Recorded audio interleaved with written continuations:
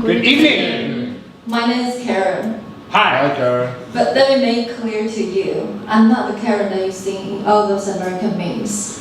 However, if you think I am, then I might have a talk with your manager. In case somebody doesn't know what the Karen meme is, I will explain it briefly. Karen meme refers to a stereotype of a middle-aged woman who is perceived to be entitled, self-absorbed, and demanding, and is also used to describe behavior that seems obnoxious. My boyfriend said I recently behaved like a privileged Karen because I like to call the government departments and report on people. But don't worry, I won't complain about anything tonight. Anyway, a bit about myself. I'm originally from Banqiao, Taiwan.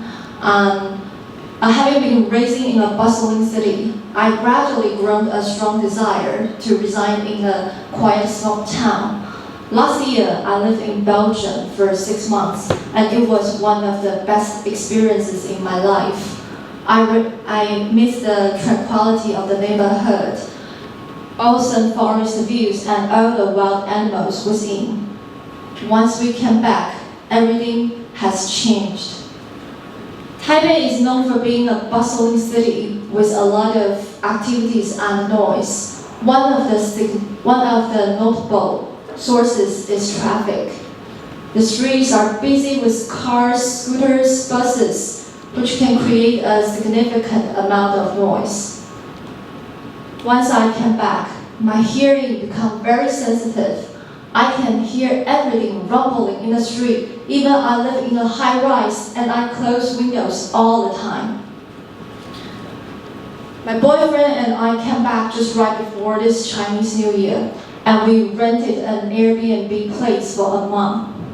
I was complaining a lot about there's a construction noise a couple of blocks away, but he couldn't hear anything. Because it was too noisy, right?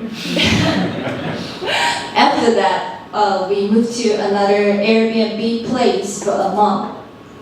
This time, everything seemed perfect because our apartment wasn't facing any street. However, the first day when we moved in, something unexpected happened. 7 a.m. in the morning, I heard the music coming from our neighbor's place. Before I could figure out what was going on, the music grew louder and louder, and a lot of strangers strangled into our neighbor's apartment. Seems like they have been clubbing all night. And then I realized they were having a party. They were having a party at 7 a.m. in the morning. And you weren't invited. No, I don't want to be invited. Yeah, anyway, but the wall between us and our neighbors was so thin that if they had a party, we literally had it too. So I was so pissed off, and I called the police immediately to end up their absurd behavior. Well, you might ask, why you choose to live in Airbnb? Why don't you rent something for a long term? We did. We searched on 591, but as we all know, the apartment in Taipei is kind of shady and expensive, so it took us almost like 2 months. Finally, we got something we both liked. So as we moved into our current apartment, everything seemed nice as we hoped for. But I spotted something wrong very quickly. There's a bus stop, and buses are always honking the horns. There's a hospital nearby, and the ambulance constantly sounding the sirens. The water pump engines attached to our building's wall constantly operating almost 24 hours, producing low-frequency noise. All the noises really gave me a headache, and I have to wear earplugs to sleep every night.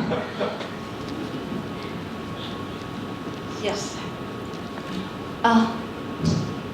Well, I have called 1988, and I have written an email to the Environmental Protection Administration, And I even thought about to call the hospital directly to ask them to lower down the siren.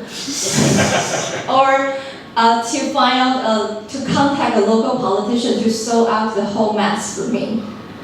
But my boyfriend stopped me.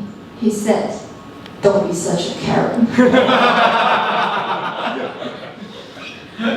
So instead of focusing on all those negative aspects of city life, I told myself to focus on joy in small things such as a cup of good coffee in the morning, bird chirping by windows, or a nice landlord who tried to negotiate with other landlords to move the water pump engines to the rooftop. Finally, I want to thank you for your listening. Even though I might not embody with the whole negative stereotype associated with my name, I do take pride in advocating for myself and others when necessary. So if the needs arise in the future, I won't hesitate to speak up and make my voice heard. Thank you.